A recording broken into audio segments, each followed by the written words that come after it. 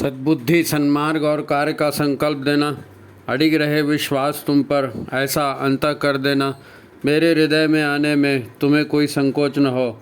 हे गुरुदेव, मुझे नज़रों से दूर कभी न होने देना। हे गुरुदेव, मुझे नज़रों से दूर कभी न होने देना। नमस्कार। गायत्री चिंतन धारा के इस सतत प्रवाह में आप सभी का पुनः स्वागत है। मित्रों, जैसे कि आजकल दिन चल रहे हैं, जिसको सभी लोग देख रहे हैं, लेकिन आज तक जिसने दुनिया का क्या होगा इस विषय पर कभी चिंता नहीं प्रकट की। लोग अपने अपने में मस्त थे ना, तो आज तक किसी ने ये सोचा नहीं था कि एक प्रकट नहीं किया था भाव कि हे भगवान क्या होने वाला है। वो सभी अब ये संदेह प्रकट कर रहे हैं कि हे भगवान ये क्या होने वाला है, क्योंकि ये 2025 जब से शुरू हुआ, उसके पहले से कहना चाहिए, लेकिन 2025 शुरू होने के बाद से ये ज़्यादा विकराल चीज़ें दिख रही हैं और ऐसी चीज़ें हो रही हैं जिनके लिए शायद किसी को दोष नहीं दे सकते, लेकिन बहुत ज़बरदस्त लग रहा है। ऐसा लग रहा है जैसे कुछ विनाश बहुत बड़ा होने वाला है। क्या है, इस वर्ष के शुरुआत होते ही ऑस्ट्रेलिया में, कनाडा में, अमेरिका में, है ना, बहुत बड़े बड़े जहाँ जंगल हैं, उन जंगलों में ऐसी भीषण आग लगी कि महीनों आग कोई बुझा नहीं पाया। अब तो महीनों आग कोई बुझा नहीं पाया। ये सब विकसित देश हैं, इनके पास बहुत से संसाधन थे, लेकिन इसके बावजूद भी ये आग कंट्रोल नहीं हो पाई। इवन कि हॉलीवुड, जो जहाँ फिल्में इतनी बनती है, तो हॉलीवुड भी डर के मारे खाली हो गया था कि आग इतनी भयंकर है। और उसके बाद में हम देख रहे हैं पानी का, है ना, अमेरिका में किस प्रकार बाढ़ आ रही है। चीन तो पिछले 2 महीने से बाढ़ से जूझ रहा है, चीन, जापान, उधर का इलाका। भारत में भी दिख रहा है, पश्चिमी विक्षोभ आया और बंगाल की खाड़ी से विक्षोभ आया और बेतहाशा पानी गिर रहे हैं।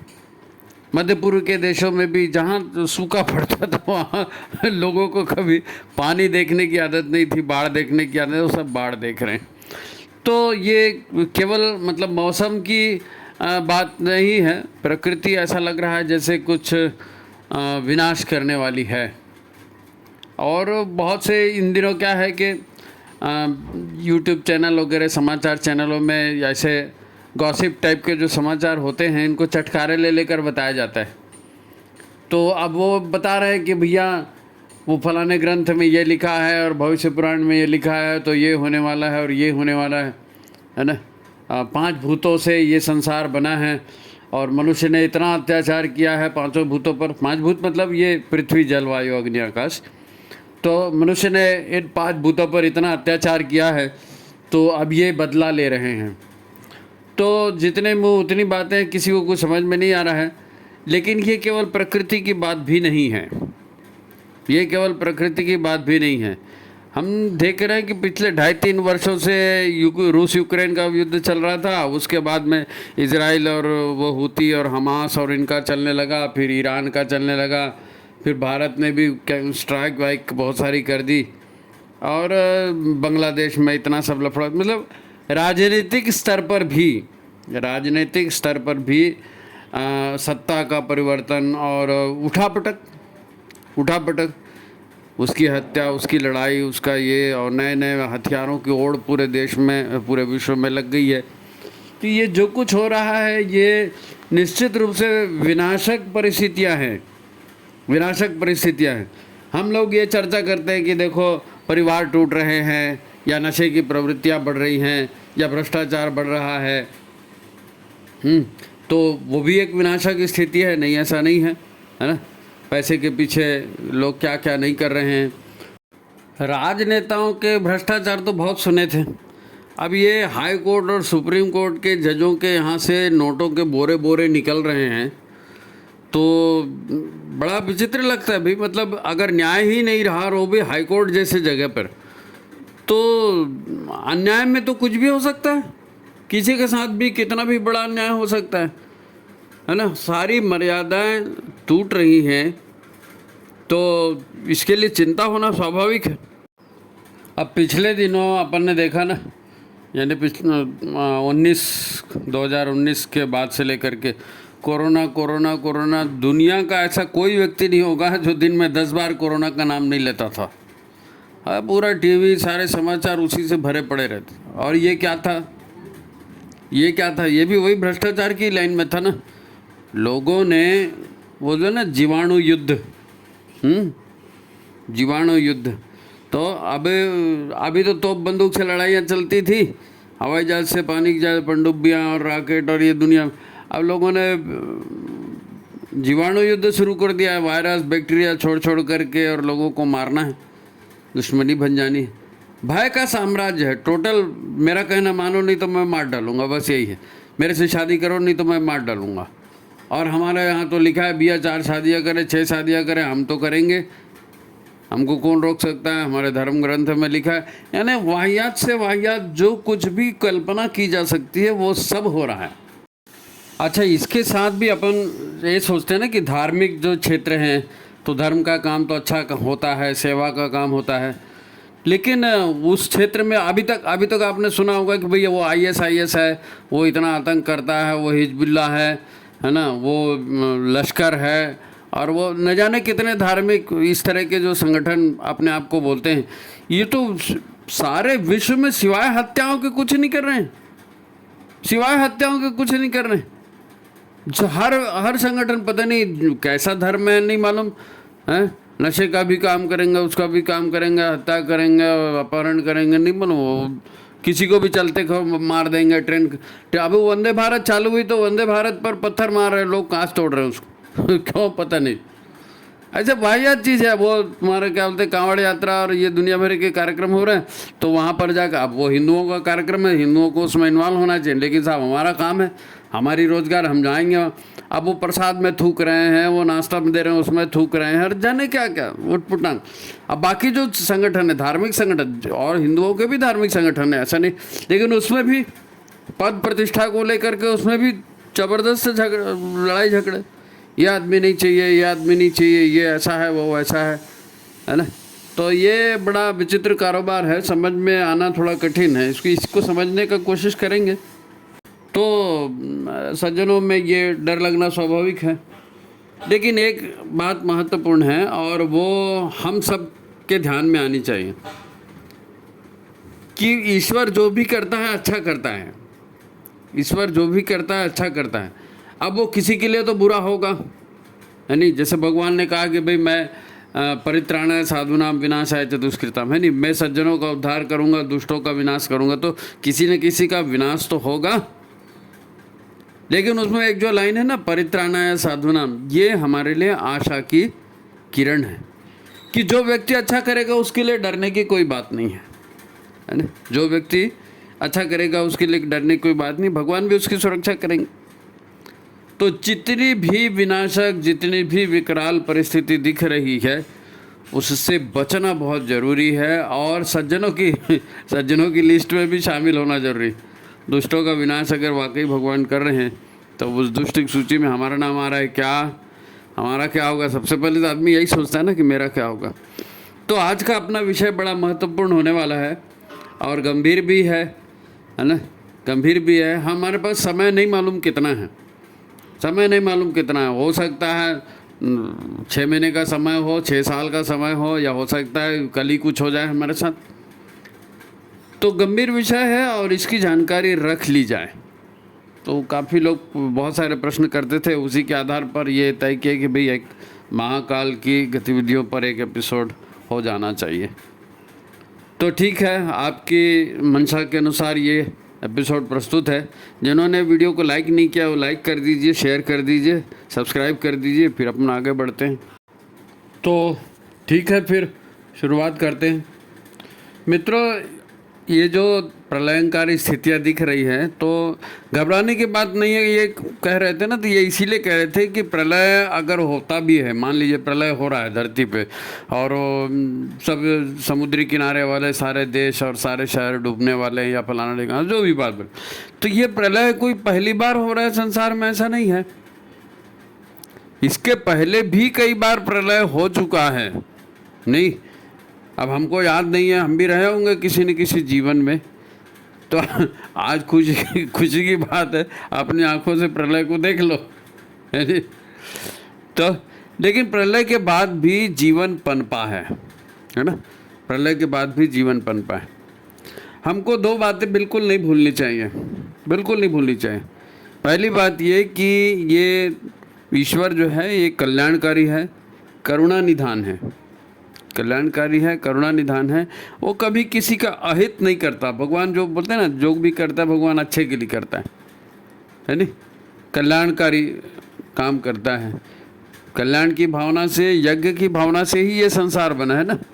विश्व का सृजन जो है यज्ञ भाव से हुआ है।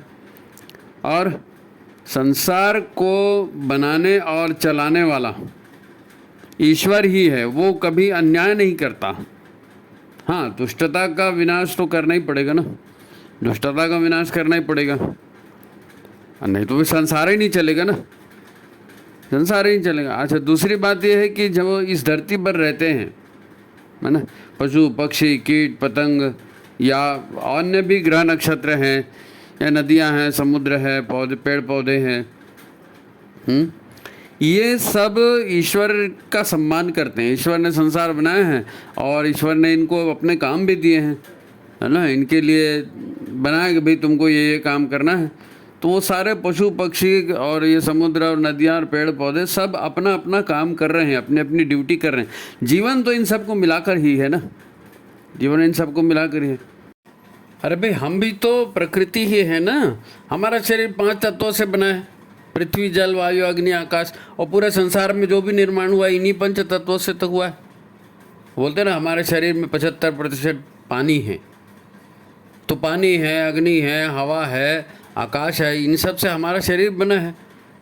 अब खेतों में आप बोल रहे खेतों में फसल उग रही है या वृक्षों में फल लग रहे हैं, वो हमारे पेट के लिए तो हमारा भोजन वहीं से आ रहा है भाई। तो हम हमारे मतलब शरीर कहाँ खेत में चला गया ना, पेड़ में चला गया। हम लोग श्वास लेते हैं, श्वास के लिए हमको ऑक्सीजन आती है, कहाँ से आती है? पेड़ों से आती है। तो हमारे फेफड़े तो पेड़ों में लटके हैं,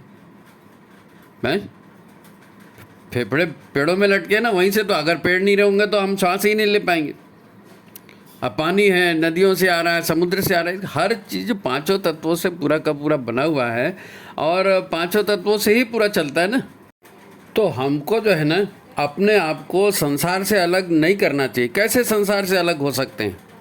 नहीं हो सकते। ये जितनी भी मैं मेरा वाली बातें ना, इसी से तो प्रलयंकारी स्थितियाँ बनती है, घर में, संगठन में, देश में, दुनिया में, मैं मेरा से ही बनती है। ईश्वर चलाने वाला है, ईश्वर की वरिष्ठता को स्वीकार नहीं करते।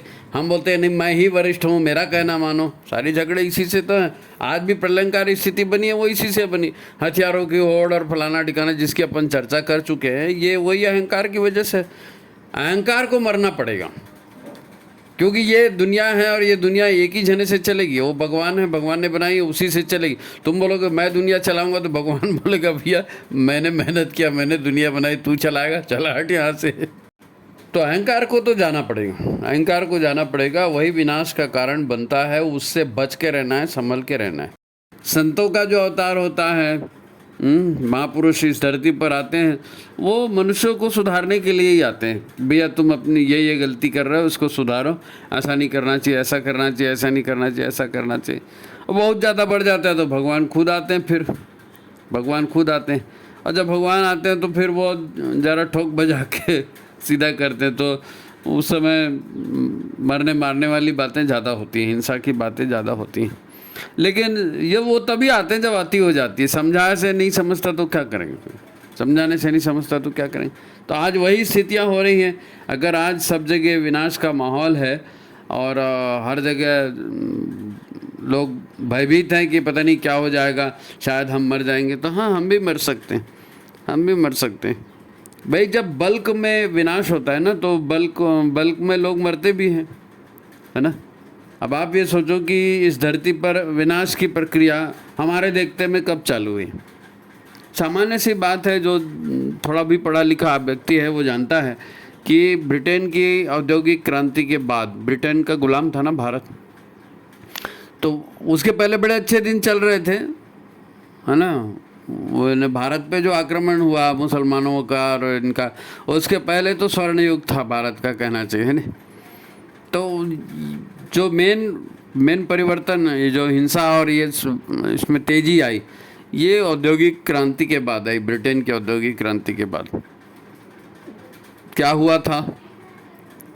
सबसे पहली बात ये हुई कि मशीनों का आविष्कार हुआ।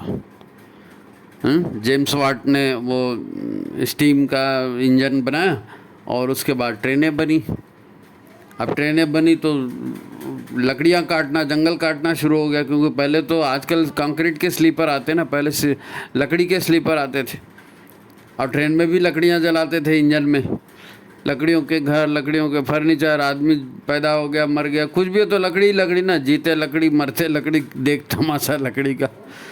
तो जंगल सबसे पहले साफ़ हुए, जंगल पहले सबसे पहले साफ़ हुए। और चूँकि लकड़ियाँ काटने में पैसा मिल रहा था और मशीनें बन गई तो कारखाने चले, उसमें पैसा मिल गया और पैसे से सब कुछ खरीदा जा सकता था। अब ज्ञान की तो सारी किताबें, मशालें, लाइब्रेरियाँ, गुरुकुल, ये तो इस्लामिक आक्रमण वालों ने पूरा बर्बाद कर ही दिया था। भारत ही तो था ना ज्ञान का केंद्र, और भारत में ही सारी बर्बादी हुई तो ज्ञान देगा कौन? अब पश्चिम वालों ने मशीनें बनाई तो उस हिसाब से चले, तो उस हिसाब से लूट का कारोबार चला, उपनिवेश बन गए, है ना। लूट, जहाँ जहाँ साम्राज्य स्थापित करते थे, ये धन संपत्ति लेके अपने देश में जाते थे तो वहाँ इनको वहाँ के लोग लूट लेते थे।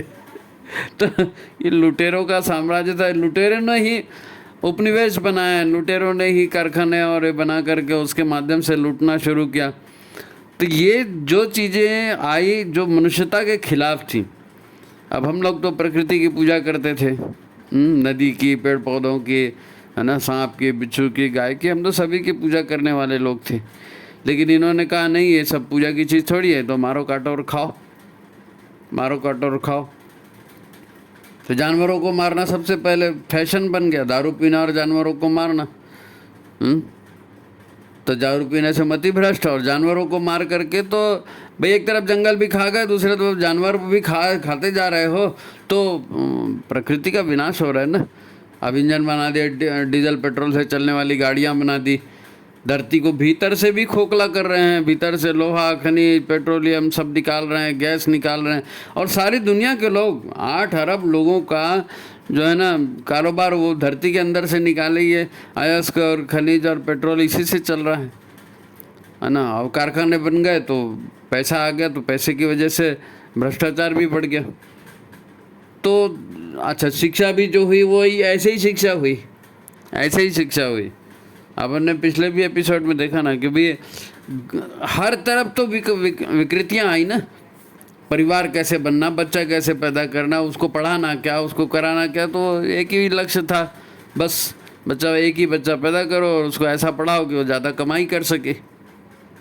सारा ध्यान उसी पर, कमाई कर सके, क्योंकि पैसा आएगा, पैसा आएगा तो भोग आएगा, है ना। तो भोगों पर ही तो सारा था ना। धरती ही है, जो कुछ है यहीं पर है, क्योंकि शिक्षा भी यही दी जा रही थी कि जो कुछ है वो स्वर्ग नरक वगैरह कुछ नहीं होता, सब धरती ही है। और कर्मफल सिद्धांत वगैरह तो बकवास है, वेदों में तो ये लिखा है, फालतू की बकवास लिखी है। और लोगों ने वेद और महाभारत और गीता और इसमें भी अपने अपने ढंग से लिख करके और जाने कौन कौन से मंत्र और जाने कौन कौन से दोहे घुसेड़ दिए गुलामी के काल में और अंग्रेजों के काल में। तो उनको दिन दुनिया पर साम्राज्य स्थापित करना था, तो हर तरह का झूठ सच किया गया, है ना, हर तरह का झूठ सच किया गया।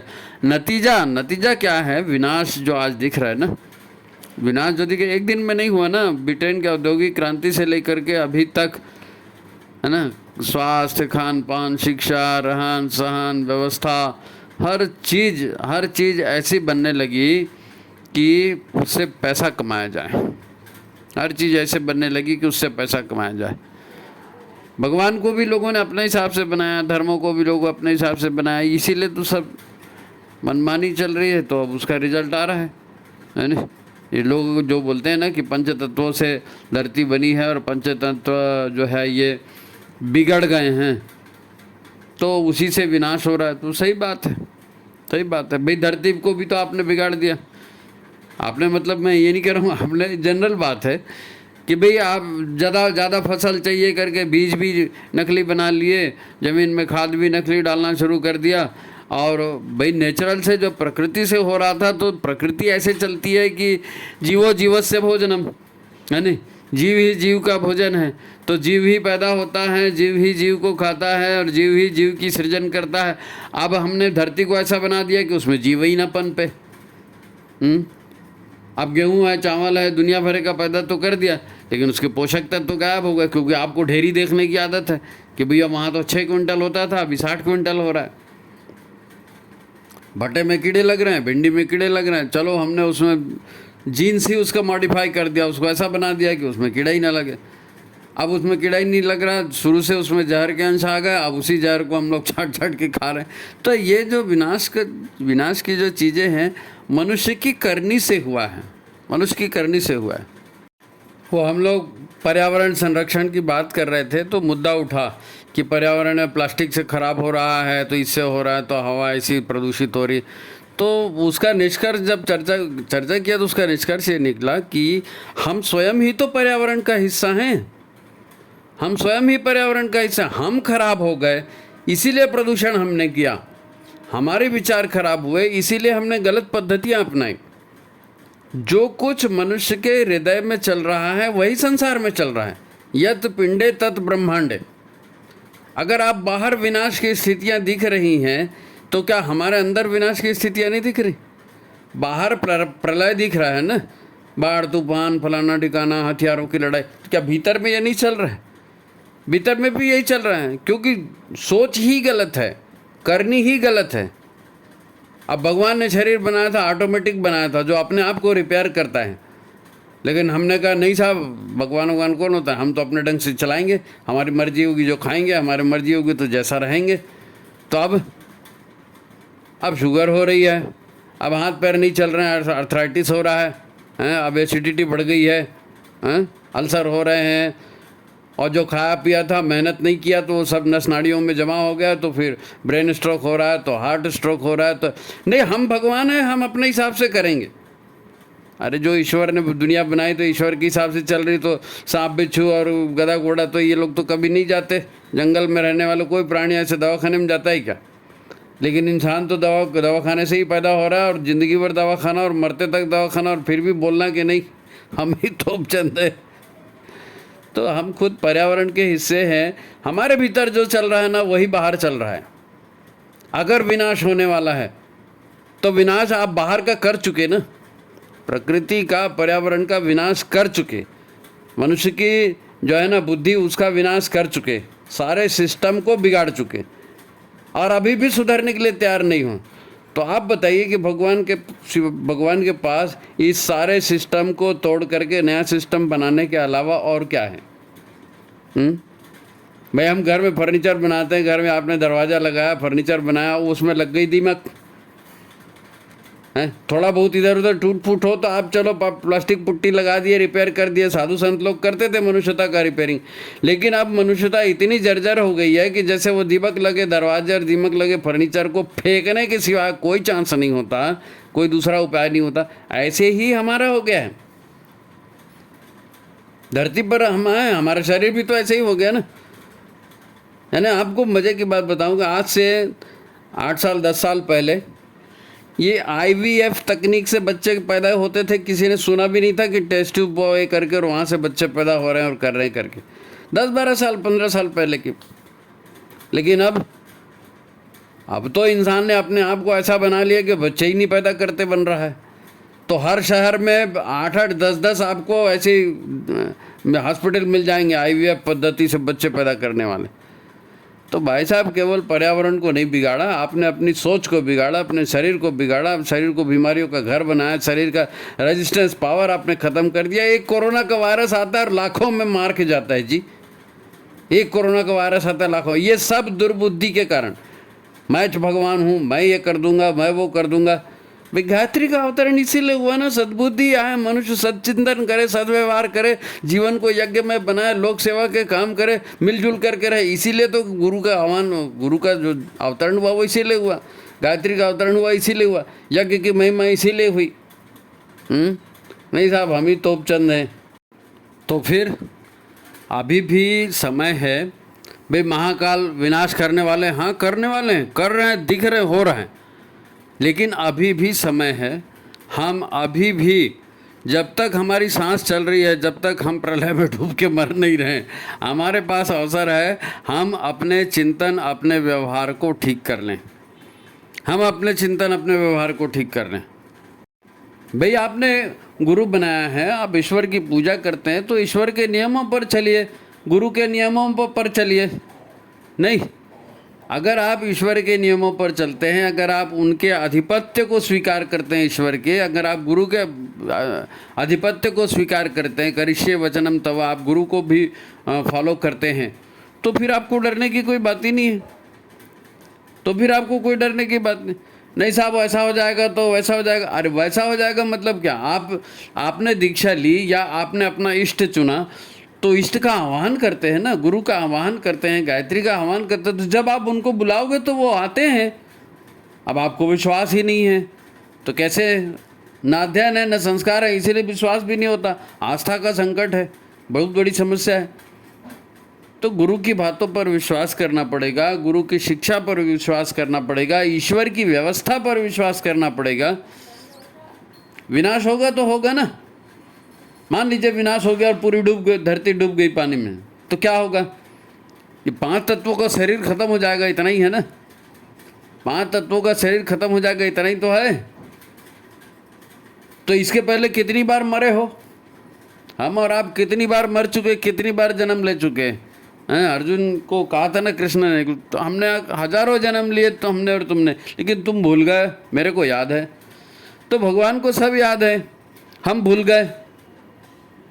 अच्छा, प्रलय से, महाकाल के विनाश से अगर इतना ही डरना था तो गुरुदेव आते ही सबसे पहले आपको यही बोलते कि प्रलय आने वाली है जी, तुम मरने वाले हो, तो बचने के लिए ये सेफ्टी जैकेट पहन लो। उन्होंने ऐसा कहा क्या? उन्होंने ऐसा नहीं कहा। गुरुदेव ने ऐसा नहीं कहा। गुरुदेव का पहला शब्द है सावधान, युग बदल रहा है, सावधान, नया युग आ रहा है। फिर उसके बाद सावधान, हम सुधरेंगे, युग सुधरेगा। यही तो क्रम है ना, यही क्रम है। उन्होंने ये नहीं कहा कि तुम मर जाओगे और मैं मर जाऊंगा और मैं तुमको बचा लूंगा और फलाना हो जाए। मरने मारने की बात ही नहीं की उन्होंने कहा सद्बुद्धि का उपयोग करिए, यज्ञमय जीवन जिए। तो हमको वही काम करना है। कल प्रलय होनी हुई, आज हो जाए, क्या दिक्कत है? देखो, जो बच्चा जो है ना साल भर पढ़ाई करता है, उसकी कभी भी परीक्षा लो, उसको कोई दिक्कत नहीं होती है ना, उसे कोई दिक्कत नहीं होती, क्योंकि उसने साल भर पढ़ाई की है। अब मान लीजिए आपको साल भर पढ़ाई नहीं किया, अब मार्च अप्रैल में परीक्षा होने वाली है और आ गया जनवरी फरवरी का महीना। अब फिर अगर समझदार हो और दिख रहा है कि 2 महीने बाद एग्ज़ाम है, तो बाबा आखिरी 2 महीने में तो पढ़ लो, पासिंग मार्क तो पा लो। अब प्रलय सामने में दिख रहा है, दुर्बुद्धि किए जा रहे हैं, दुराचरण किए जा रहे हैं, पैसा बटोर रहे हैं, धोखाधड़ी कर ही रहे हैं, संगठन को तोड़ ही रहे हैं, जितने अपराध है वो सारे अपराध कर रहे हैं। तो फिर मरने के सिवा और क्या है? मरो। गुरु आ रहे हैं, गुरु बचाने का पूरा संदेश दे रहे हैं ईश्वर की। अरे भाई, स्थूल शरीर छूट भी जाएगा तो सूक्ष्म शरीर तो रहेगा। तो गुरुदेव ने कहा कि हमारा तुम्हारा जन्मों का साथ है, तो वो फिर साथ देंगे, फिर गाइड करेंगे। अब पंचतत्व तो रहने ही वाले हैं, पंचतत्व से तो सारी दुनिया बनी है, तो फिर आपको शरीर मिल जाएगा। उसमें कौन सी बड़ी बात? उसमें कौन सी बड़ी बात? गुरु की बातों पर यकीन करिए, वेदों पर यकीन करिए, भारतीय धर्म संस्कृति पर यकीन करिए। गुरु बनाइए, अच्छा परिवार बनाइए, अपने लोगों को अच्छे संस्कार दीजिए। शरीर तो हर बार मरता है, पैदा होता है जी। शांति से मरिए, शांति से मरिए। हाँ बिल्कुल, मरना जिसको आ गया उसको जीना आ गया। जो मौत को सामने रखता है ना, वही सही ढंग से जी सकता है, और जो सही ढंग से नहीं जीता वो हमेशा डरते रहता है। हमेशा मैं यहाँ से गिर जाऊँगा तो ऐसा हो जाएगा, तो उसने मेरे को मार दिया तो, वो पैसा नहीं मिला तो, वो ऐसा हो जाएगा तो, वो शंका और शक में ही रहता है। तो फिर अपने इस असमंजस को दूर करिए। आखिरी बात है, और एक आखिरी एग्जाम्पल आपको बता रहा हूँ। अपने असमंजस को दूर करिए। जो गुरु ने कहा है, जो वेदों ने कहा है, जो धर्म कहते हैं, उसके ऊपर आचरण बहुत ही ज़रूरी है। देखो आखिरी बात, राजा परीक्षित का नाम सुना है ना? अभिमन्यु का लड़का था परीक्षित। तो पांडव सब चले गए छोड़ छाड़ के, परीक्षित को राजा बना के गए। उनको किसी ने कह दिया कि भाई 1 हफ्ते के भीतर जो है तक्षक नाग तुमको आकर के डसने वाला है और 1 हफ्ते के अंदर तुम मर जाओगे। वो 1 हफ्ता 9-10 दिन जो भी है, जल्दी मर जाओगे बोला। तो क्या उपाय किया जाए? तो उसने फिर उपाय उसको बताया लोगों ने कि भाई जब तेरे अंतिम दिन हैं तो तू भागवत सुन ले, श्रीमद् भागवत की कथा करा ले। तो घर गृहस्थी राजपाट ये सब बहुत हो गया, जीवन विद्या कहाँ मिली? मनुष्य क्या है, जीवन क्या है, संसार क्या है, क्या करना चाहिए, क्या हितकर है, क्या अहितकर है, ये ज्ञान प्राप्त कर लो मरने के पहले। श्रीमद् भागवत कराने के लिए इसीलिए बोला। हमारे पास भी गुरु हैं, उन्होंने हमको भी ज्ञान दिया हुआ है। अगर हम उसके ऊपर आचरण नहीं करते, भाई सिंपल बात है, ईश्वर की बनाई दुनिया ईश्वर के हिसाब से चलती है, हमको ईश्वर का अनुशासन को स्वीकार करना है, बात खत्म हो गई। हम ईश्वर को सर्वव्यापी न्यायकारी मानकर उसके अनुशासन को अपने जीवन में उतारेंगे। तो यही चीज़ तो थी। अगर आप ऐसा करेंगे तो फिर आपको किसी से डरने की कोई ज़रूरत नहीं है। आप दीपे के कराते हो ना, जय महाकाल जय महाकाल, जो पाप ताप का हरता है, जो युग परिवर्तन करता है, माँ आदिशक्ति को साथ लिए जो बदल रहा है सृष्टि चाल। तो महाकाल सृष्टि चाल बदल रहे हैं, तुम महाकाल के भक्त हो ना, तो तुमको क्यों चिंता है? वो डरेगा जो चंडाल का काम करेगा, तुमको डरने की कोई ज़रूरत नहीं। ठीक है, तो अच्छा काम कर रहे हो तो करते रहो और मन लगा के करो, बढ़िया है। गुरुदेव माता जी आपका कल्याण करेंगे। तो ठीक है, आज की बात यही समाप्त करते हैं। वीडियो को लाइक करिए, शेयर करिए और ज़्यादा से ज़्यादा लोगों तक इसको पहुंचाइए। जो भी आपको प्रॉब्लम होती है आप लिख करके भेजिए व्हाट्सएप में, है ना, व्हाट्सएप करिए। नाम ज़रूर डाला करें, लोग वैसे कर देते हैं, नंबर रहता नहीं, फ़ोन नंबर रहता नहीं, तो हम बात ही नहीं कर पाते। ठीक है, आज की बात समाप्त। सभी को प्रणाम, नमस्कार।